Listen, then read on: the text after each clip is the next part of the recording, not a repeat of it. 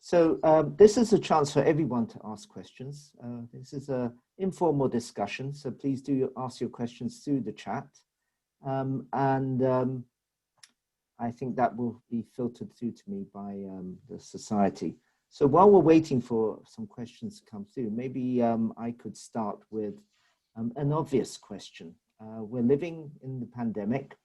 We all know how it does impact on the elderly, but maybe we could share some of our insights on health outcomes from the lockdown, perhaps mental health, loneliness, depression, not only through COVID-19 infection, but just how this pandemic has impacted on society and these many facets of aging longevity that we've discussed. How can we get a better handle on it? Is it through data collection, data analytics? Is it only in the care homes that we need to be worried about? Is there more that we need to consider in those of us who are more healthy? And what steps do we need to take with industry partners? So, I mean, these are just some areas for consideration. I know several societies, academics as well, are considering all of these areas. And I'm actually on a work group that has been established by the Physiological Society looking at the impact of COVID-19 on not only the elderly, but on society in general, but looking more of the physiological impact.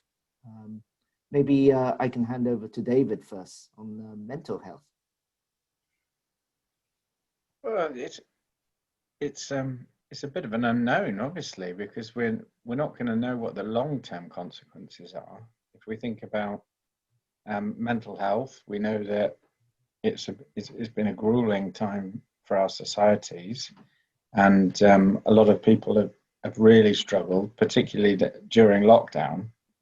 But of the people who have been infected, there are a lot of reports of potentially worrying signs that it may be influencing brain health, and that some people will recover and be perfectly fine, but we're concerned that some people won't. And well, we obviously we don't want to be too optimistic or pessimistic, but it is a concern. So it's both the acute mental health problems caused by the illness and the impact on society, but also I do think there is a concern about long-term outcomes. That's right. And how we can monitor the long-term outcomes. I think that there's so much global data now, and we know it's not one size fits all, depending on the regions, not only in the UK, but globally. We do have in the audience, I'm sure, those from all around the world, where the impact of the lockdown, of the infection itself is going to be very different. Not just age-related, but also maybe diet-related and regional differences. So it's the data that we are collecting, plenty of data, but what are we going to do with it? The analytics. And I think there needs to be much more robust research on how we can make inferences. George, maybe you can comment on how... I was about to, I'll just add to that. I mean, I think there is data that falls have increased, injurious falls. So one of the impacts of locking older people down is they get less physical activity, their muscle strength declines, and they fall and they hurt themselves. I think there is also, as you suggested, and these may be transient, but they're actually really interesting data points on what a sort of a shock like COVID does. I think there is good emerging evidence around cognitive decline, and not just in care homes, but certainly in care homes where the amount of human contact that people are getting is greatly reduced because they've got almost no contact with friends and relatives, often reduced and rushed contact with carers who are having to cope with PPE and high workloads and often high staff absences. So there are, I think, quite profound impacts that have been seen. And I've also flagged that I think one of the things, while there's been amazing innovation, like today, we're all on Zoom, there is actually quite a large body of older people who are left behind from that, that actually we need to think about what it is to offer them services. Great, thank you very much. How about in the clinical setting? Llewellyn, you're a clinical pharmacologist. What do you think the impact is on not only on COVID, but on the general health of those patients that you are seeing because of the lockdown? Absolutely, and I think the other issue, of course, is the way that the clinical service has had to change and suspend to, many of our standard clinical services, disease prevention services particularly, have been suspended, and we were just starting to see, the restart of business as usual, trying to pick those clinical services back up. And then, there's obviously some regional areas that are really struggling.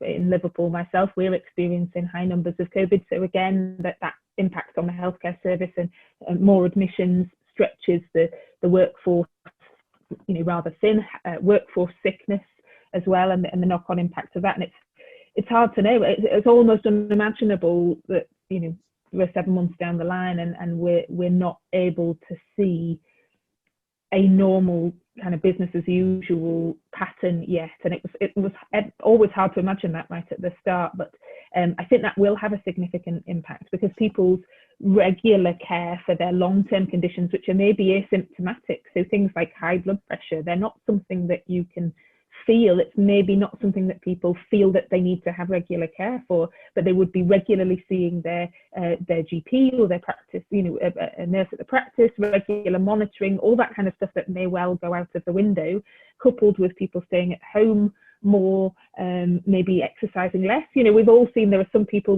quite often on the way into work, you think, oh gosh, there's loads of runners. All the people who the gym was closed and they've had to take to pounding the streets instead. But for all the people like that who've made that, and that's a fantastic lifestyle decision, there will be people who have their kind of general fitness has really suffered because they're kind of locked in a bit more and not been able to do anything, and then drinking more, or all those kinds of multiple lifestyle factors added to the lack of ongoing follow-up care. It is a worry for people, for how well we've managed long-term diseases. It's hard to imagine what kind of impact this is going to have on that. Great, thank you very much, Llewellyn. We do have a few questions from the audience. Maybe I can give this one again to Llewellyn. In relation to polypharmacy, which is your area, does the allergy profile of an individual change throughout their life, resulting in a change in their tolerance to different medications?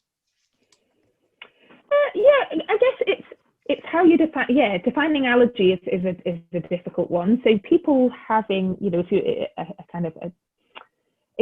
you're ever going to be allergic to something like penicillin, for example, you'll be allergic from the first, that's not really an age-related phenomenon. That's a hypersensitivity reaction. But in terms of allergies, or a better description is intolerance. So a drug intolerance, that can certainly change over time. As your physiology changes, absolutely, your tolerance to the adverse effects of a drug will certainly change. And we see that quite a lot with antihypertensive drugs or blood pressure medications, that people's tolerance for them changes over time. So maybe if they were started in your 50s, you can take them with relatively no consequence whatsoever. But as we start to age and some of those changes occur that I talked about, you start to become intolerant to them, and people start to experience a drop in their blood pressure when they stand, something we call postural hypotension. So that can mean that they fall over. So that, yeah, certainly people can become more intolerant rather than allergic over time. Right. Another related question is on research challenges in this area, overcoming these kind of issues associated with perhaps multimorbidity and how we use polypharmacy, especially in light of COVID. Yeah, so meaning it's in what do we need to do to change how we can address those complexities.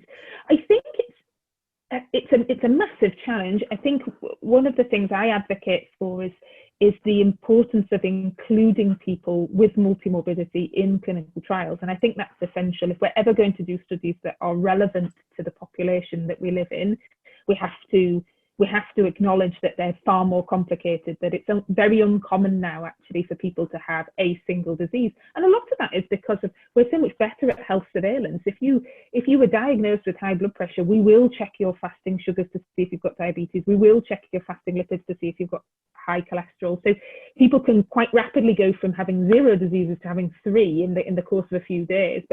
And that's really important, because if you surveil people's health, you can do something about it. You can intervene early and prevent that progression that you were talking about. So I think we have to recognise and maybe incentivise the inclusion of people with multiple morbidities into clinical trials. So we have such a thing in the UK now, the paediatric investigation plan, that it was incentivized for the pharmaceutical industry to develop a plan to test medicines in children, or to certainly improve the data in children to make medicines for children much safer. And that's fantastic, and it's made a huge difference. And that's something that we all have to consider now when we work with the clinical research facility at our children's hospital around developing their clinical trials.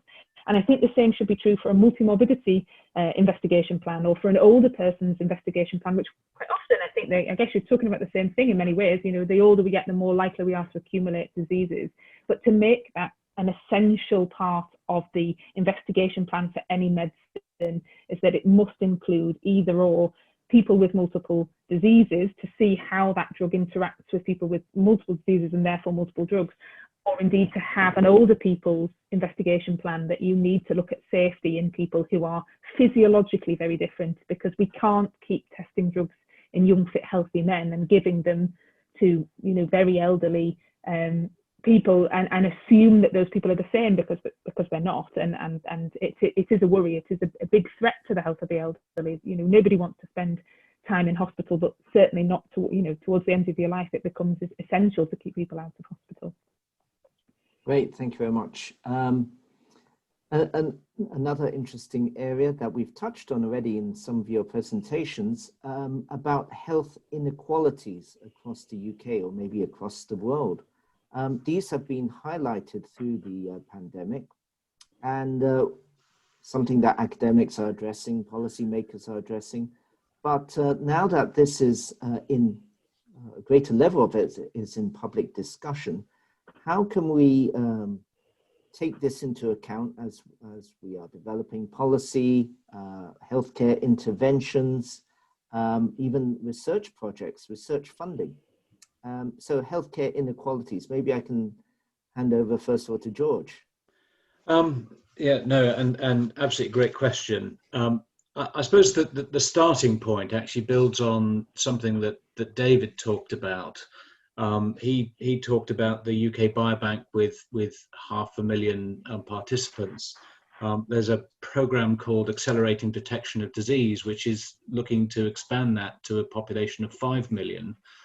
And with that, with significant outreach into hard to reach groups, so that we actually gather data on the full diversity of our population, and not just on a sector that are prone to coming forward and volunteering for clinical trials. Allied to that is an associated program, which sort of does what it says on the tin, which is data to early diagnosis and precision medicine. And that's bringing in the data science around some of that, that would begin to help address some of the questions that Lauren posed around what really happens in real older people who are on 8 drugs, etc., and beginning to use the sort of richness of patient record data and all this other stuff to actually understand, once drugs have been released onto the market through their regulatory trials, how are they actually being prescribed, and what is actually happening to the people who are getting them, and then being able to look at, with some of the complexity of the sort of analysis, probably not anything like as complex as David was showing with his genetic predisposition, but beginning to look at actually what do these multiple factorial sort of things say about what you should be prescribing, and how might you tailor that to an individual. I mean, we don't all need to eat the same thing. We don't, because we're all different sizes and shapes. Why does one pill at one strength actually provide the answer to everyone? And I think that those two challenges are there. But I think the question is much more profound about diversity, and there are many more questions that we have to answer, and are actively looking about how diverse our research workforce is, and who we fund. So many aspects of diversity, but those are two that are coming to the fore. Sure. A thought I had on this subject area is perhaps related to the population. The population at the moment that are more actively being studied are those who have entered the healthcare system. But what about the health and the resilience of the consumer? Those who are going to the supermarket that are otherwise healthy, how can we collect data from the healthy, perhaps with the inequalities, and track them? So data analytics, what kind of technologies can we use in the consumer setting that can impact on perhaps the analytics and inferences we can make for enhancing resilience? Maybe David can comment on that. Well, I think you raise an important point. I don't think it's about what we can do. I think it's also about what we should be doing. And as our ability to remotely monitor people increases exponentially through things like smart homes, your phone, you know, you can play your music by talking to a little speaker now and things like that, but they can also listen to you. I mean, I don't know. I think the thorny ethical issues around data collection remain. They have the potential to help in some ways with diversity, although they could also entrench the problems so that we end up with better quality data from the people who are wealthier and embrace the latest technologies because they're highly educated and they probably work in professional jobs and so on. We can bias what we do and ultimately who we help by the investigations that we do. And then we can make it worse by training up models to improve people's health, which systematically disadvantage some people in the data. And, you know, these issues have all been raised before, but they haven't been addressed. And, you know, I'm very uncomfortable about the nature of some of the data that we've used. There are lots of problems with it from a diversity perspective. When we use genome-wide association hits, so we want to know about, you know, what genetic markers increase someone's risk of dementia. The vast majority of those studies have been done in Caucasian populations, and then we end up having to exclude people or scratching our heads about how we apply that in a more diverse population. So yeah, you can do things. You can go to other countries. Many of the studies in the US, the data is more diverse and so on. But even if you're using diverse data, I think you can still make terrible mistakes, which have real world implications on healthcare. You know, if you were optimizing the prescription of medications and your data is optimized, you know, for the young white males, then, you know, it's potentially going to work better for that group, and yet they may be more resilient to slight, you know, variations in medication dose or whatever. So we have to try harder. I think your point, Richard, about the research community itself, that also probably resonates, because I think sometimes the poor choices that have been made in terms of data collection for research studies and so on they fundamentally demonstrate a lack of awareness of these diversity issues. Great, thank you, David. I mean, one thought I had, again, in the community, we should be interacting with our industry partners, SMEs. They might have really great ideas that need to be better validated for use in the consumer market. We have so many consumer electronic products that could be used to gather useful data, even cognitive health. and so on. And we really need to interact with the industry partners, entrepreneurs, and so on. So maybe Innovate UK, for example, is considering how we can build together, not only spin out companies from universities, but spinning them in. I don't know whether, George, you have any thoughts on that? So, and not just the innovate bit of my role. Firstly, I'd say on innovation, one of the big ideas in this space is inclusive design. And if you think of a good earlier example, would be the iPad. So a design that meets a challenging range of circumstances actually suddenly find computing is accessible to 3-year-olds and 88-year-olds because of good inclusive design. So I think that's part of our focus on design.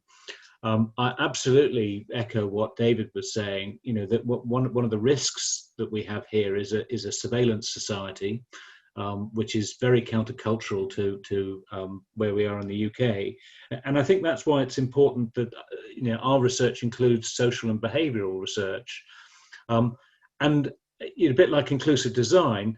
And we work in neighbourhoods and on problems that are complex. So I said, I explained our mission included businesses, including social enterprises. Well, that's deliberately so that there is big business who can come with the next, Alexa or whatever it is, sort of innovation. But actually, there's all sorts of services at a local level, and what we've seen in volunteering in the last 6 months would be a really good example. Didn't take tech, but it actually takes someone with a sort of bit of service now to think about what do people need and how do they want it, and develop that into a workable proposition at a lower level. And I think there's much more that we could do on that inequality front before we get into everything with data. But data is clearly important. Great, thank you very much, George. Okay, another question which I think is slightly different, but nevertheless very relevant to healthy aging from a young age. Lifestyle of parental generations clearly has an effect on aging of their children. How we were brought up impacts on how we're going to grow old. How do you think we can address healthy aging, health and wellness at that early stage in life? How can we impact on parental behavior that will clearly affect how their children age healthily? Do you think it's education, awareness of aging? What kind of interventions or social modifications can we bring in? Do we need to go out to kindergartens and have parents' evenings and so on? Because everyone is now thinking about health and wellness because of the pandemic. Everyone's open to that discussion. Maybe, I don't know. Llewellyn, any thoughts on that? As a parent, I have many thoughts on that. Yes, indeed. Yeah, I think again, it's, a lot of these things are really big challenges, aren't they? And I do think it's really important to people, and I think it's recognizing that there are various ways that we can intervene. And I think in schools, I think that is the sort of perfect setting. I think young people tend to listen to their peers a lot, and we are raising a generation who have a lot of access to information, through the internet, but also through social media channels, that they will be heavily influenced by the things that they read. And I think a greater focus on health and well-being within schools is really important, but also something I feel really strongly about is teaching young people the skills to critically appraise things, to analyse what they've seen and scrutinise and see, was that done well? That a huge part of it's very easy to see a Facebook headline or something that tells you about, this drug works or that, that kind of thing, and to see it and think that, oh, well, if it was published online, if it's on the internet, if I can find it in a Google search, it means that it must have been done well, because it wouldn't have been able to get there unless that was the case. It's a bit similar to, don't believe everything you read in papers, but but it goes beyond that now because there's so much access to information. And I think it's something that we teach medical students at medical school, how to critically analyse information, but I think we have to go younger than that and help people to understand, where did that information come from, that study, how was it done, what are the types of things that you have to look at to see, is it representative, is it inclusive, is it a real world, is that going to work in the real world? So because I do think that having that kind of discourse and those discussions is a skill. It's a skill to understand those things and to not just accept what you're told. You know, and it's reasonably easy to influence, you know, young people's thoughts. And you know, my children just accept what I say is true. They might not always behave the way I want them to, but if I told them it, they assume that I must know what I'm talking about. So trying to help them to think critically, I think, is really important. And it's not something that we do terribly well, I don't think, but that's just a personal opinion. Sure. I mean, in my opening comments, I said that aging starts on day one of conception, or perhaps even your parents' health. So parental behavior does include during the gestational period. We do need to educate both mothers and fathers on healthy aging during the first 9 months or the first 1,000 days of life. I'm sure you've heard about that.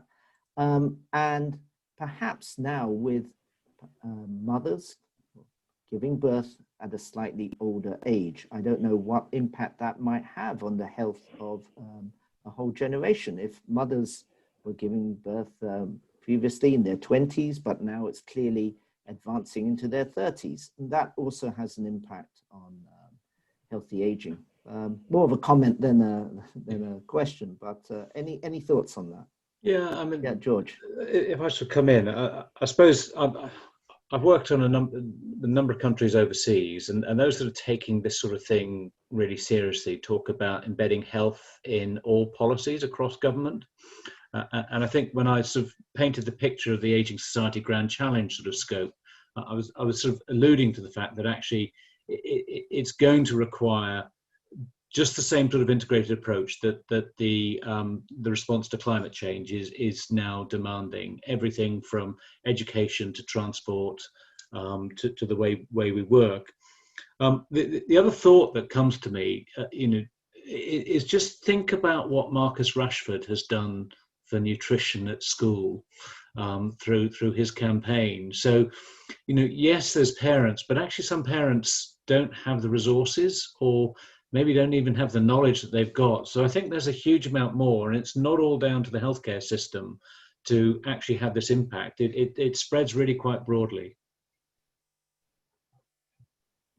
Great, thank you. David, any thoughts? Mental health in the young, impacting on health and wellness in the older generation, a huge area at the moment. Anything in your repertoire that you're looking at? I know you're focusing on dementia at the other end of life, but what about in younger people? That's true, but and we definitely think about it as the end consequences of the life that you've lived. And when you think about your own education, that's a very strong predictor of your future dementia risk. But there are also other things. You've mentioned the parental environment. We've done studies on things like maternal education, showing that independently predicts your future dementia risk. Even take into account your own education. Or I think we are taking baby steps to understand how all of these things fit together. We know that midlife nutrition is important and late life nutrition is important. We're a bit shakier on, early life nutrition or, fetal nutrition. All of these things are likely to be important, either because they contribute to the later stage accumulation of diseases, or they contribute to building up the brain in the first place. And ideas around brain reserve and cognitive reserve are about how high you develop, and that gives you a bigger buffer. to then resist, any diseases that are thrown your way. But I've always found it very curious the way we've obsessed about Alzheimer's disease, in the field of dementia, and yet the kind of insults that are being thrown at the brain are many and various. So it's surprising that we've taken so long to consider that other things like toxins in the brain caused by air pollution, for example, could be relevant to dementia. Well, it's obvious. If you have a head injury, well, that is going to reduce your brain's capacity to function. And if we just think about it in a more open-minded way, then we say, well, of course, early life nutrition and education and so on is likely to be a factor. Whether it's a strong factor, whether it's a clinically relevant factor, that's a different question. And it may only be relevant in some people in combination with other factors. So in the way that Lauren was thinking about polypharmacy, I think, well, that's true of other factors. So interactions between things that happen to you in your life, your own personal characteristics, your own biology, and how all of those things interact between those things themselves. I mean, to unpick that, well, we haven't even started. I mean, that's really exciting. I'm very motivated to do it. But imagine how rich that data would have to be, and imagine how clever you'd have to be to come up with models that were meaningful, and then understand the models. Because otherwise we end up with, the meaning of healthy brain aging is 42, which we don't want either. Thank you. Food for thought there, very important.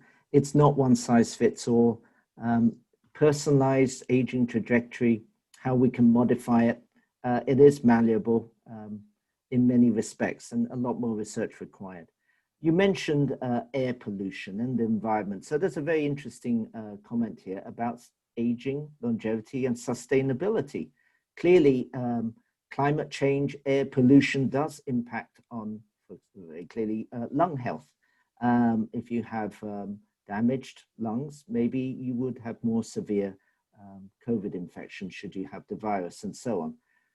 But the question is really about how does extending life expectancy impact on sustainability?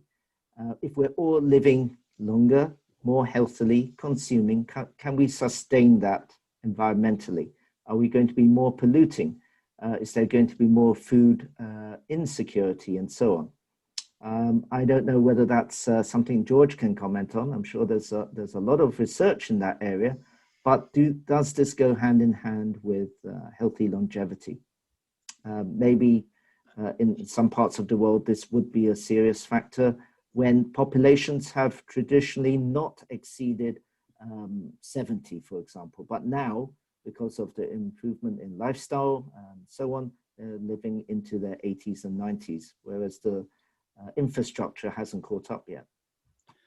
So there's a few things tangled up in what you've just said there. So the resources we consume as individuals, or the rate of resources we consume as individuals, is one part of that.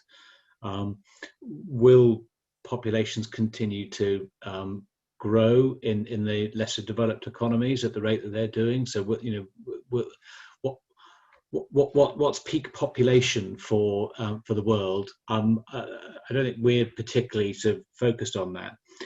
The bit that I would focus on is about financial sustainability, and Andrew Scott, who's London Business School, who wrote The 100-Year Life, would say that for someone born in 1998, so just about to join the workforce, if they expect to retire at 65 and live to 100, they'd need to be saving throughout their working life 25% of their income to support themselves. So there's a bit about the financial sustainability isn't there, but actually we don't need to park people earlier.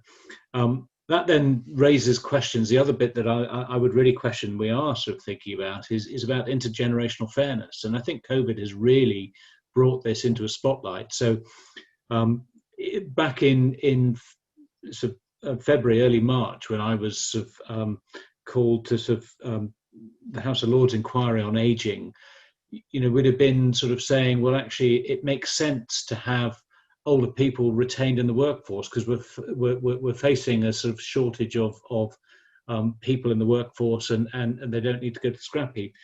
Now with COVID and unemployment, that's a much harder equation to balance. And the people who are in the workforce, actually, it's like musical chairs. They've got seats, and the young graduates are looking for somewhere and finding it really quite difficult. So I think there are sustainability issues around what we're doing with our to make what the deal with the younger generations fairer. Otherwise, it just looks like, if you like, the baby boomer generation have it all the way to the grave. Great, thank you, George. Yeah, I think these are areas for much debate over the next months and years. But clearly, it is not one size fits all. Different regions, different countries, and different policies as well have to be considered. And the fact is, there's going to be many more in their 70s and 80s that we need to take care of as a society. So the social impact and how governments can take this into consideration when designing cities, for example, which you mentioned, clearly very important. Education from a young age and so on. Great. Maybe we'll move on to a slightly different question. How can we ensure that attitudes in society are adapted so that the elderly are encouraged to make use of adaptations that are available, such as accessibility? Any thoughts on that? Use of new technology, something that David brought up as well. How can the elderly be encouraged, maybe through social interventions, education, and so on, to make use of the adaptations that are available to them? Well, yeah, go ahead, George. I'll start. There's a thought leader in MIT on aging, Professor Joe Coughlin, who would talk about adaptations and their acceptability as requiring, if you like, plausible deniability. So people don't want badges of old age. In fact, that's one of the biggest issues. And if I think of outside my own house recently, I'm more likely to see older people now with walking poles than walking sticks, because they don't signal the same issue as having a walking stick. So we've got to be careful about that. And we really need to, when I was talking about inclusive design, that is part of actually trying to get things that older people want rather than need. And it's getting that want rather than need, and getting the psychology of doing the right. But it's not all that difficult. There's an area of Manchester called Old Moat, where for various reasons, the population with sort of population drift, it was getting older and older, and they started to work on what is it that's stopping older people in this community using local shops and all the rest of it. And they found some remarkably simple innovations, like a park bench every 200 yards so that people could actually sit down and rest.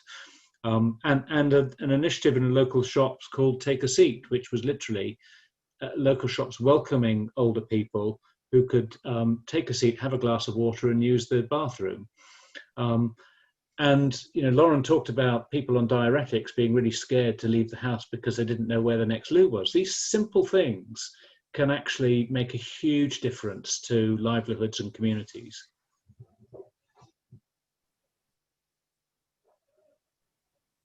Lauren or David, any thoughts? I guess I would add to that just about in terms of increasing inclusivity and thinking about the adaptations that we need to make. I feel really strongly that we need to make real efforts to try to include older people into clinical trials, because we're developing the medicines that they are going to be the primary users of them. That in all likelihood. So it's thinking. I think we do have to as clinicians, certainly, and as trialists, we have to get out there, get out of the hospital, leave the ivory tower, go into communities and talk to people about what changes we would need to make in order to make it, safe and have successful clinical trials with older people in them, or more representative of people who've got multiple conditions. Because I genuinely believe that it can be done. It's just that it can't be done everywhere. I think you do need more people with greater kind of general medical knowledge for those kinds of trials. We have moved into super specialization now. We have lots of people, you're not just a cardiologist anymore, but people are, well, there are general cardiologists, but people become specialized in a particular area, and we have fewer general physicians now, and but it is something that we still see for older people. And I think recruiting that expertise, people with care of the older person's expertise, into the design of clinical trials that might include people with multimorbidity, I think that's really important. But I think it's really important, and this is true for the management of polypharmacy, is that we have to get out and speak to people about what would work for them. And that's true for inclusivity in trials generally, including more different ethnicities into clinical trials. We need to understand what the barriers are and why, what we need to do to make the changes that are necessary to allow us to include more people, to move away from the kind of traditional way of doing things. Many of the funders have made real progress in that respect, I feel, with things like insisting on patient public involvement and the consideration of diversity issues. You could see the changes, like bodies like the NIHR or the Alzheimer's Society or whatever. There's much more of an emphasis now, I feel, on research that is actually relevant and ultimately likely to be impactful and useful. Great, thank you, David. You mentioned about research funding.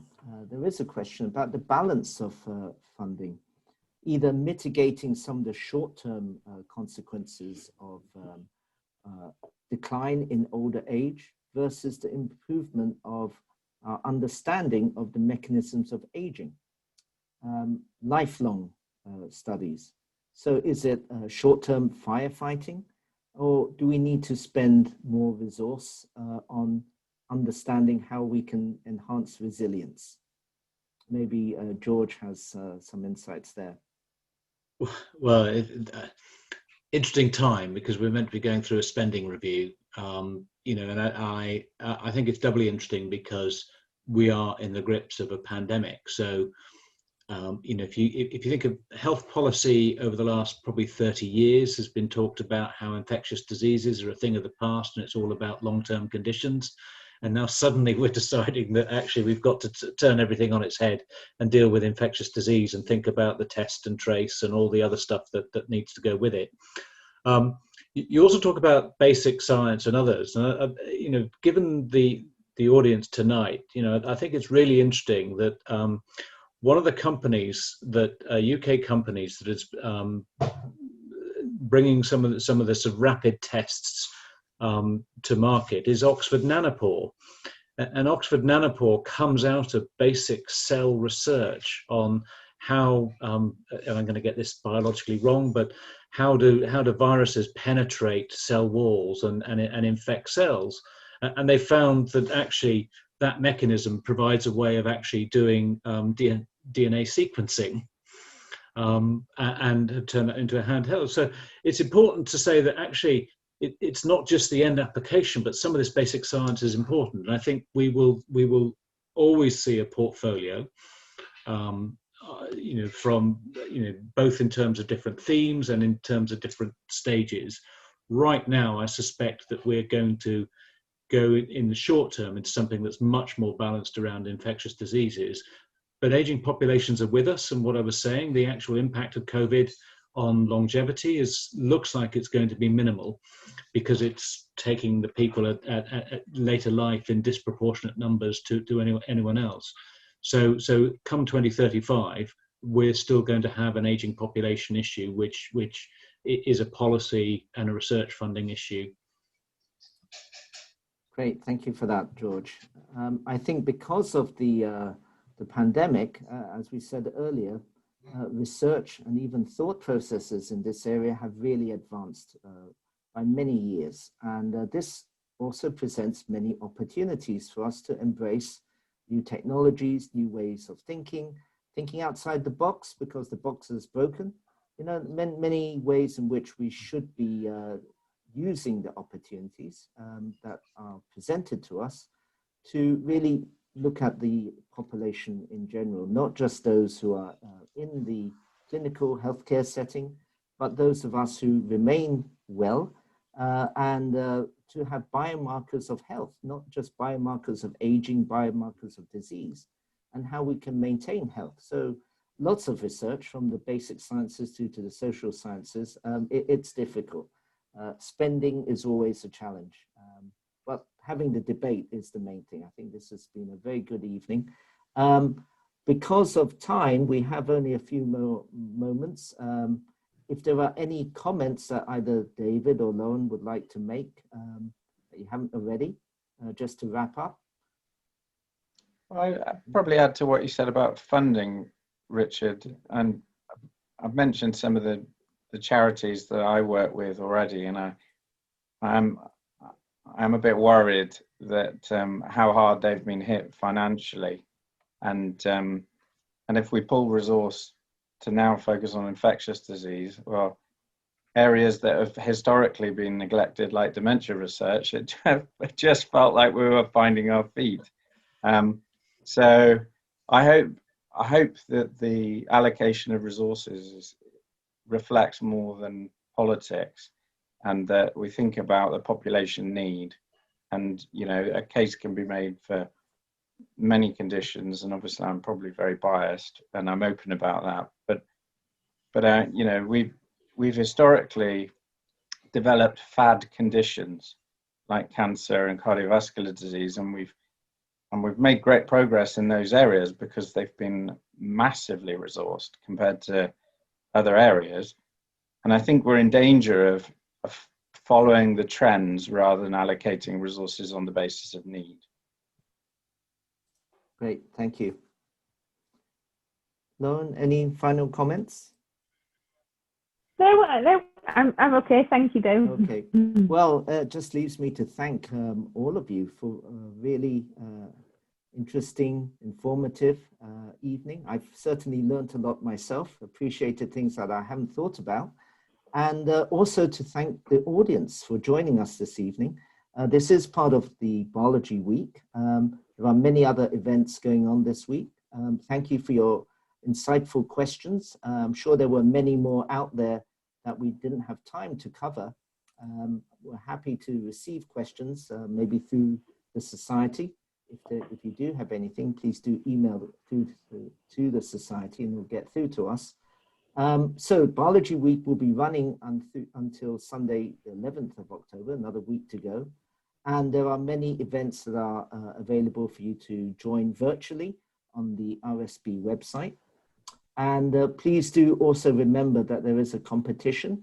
It's a social media campaign.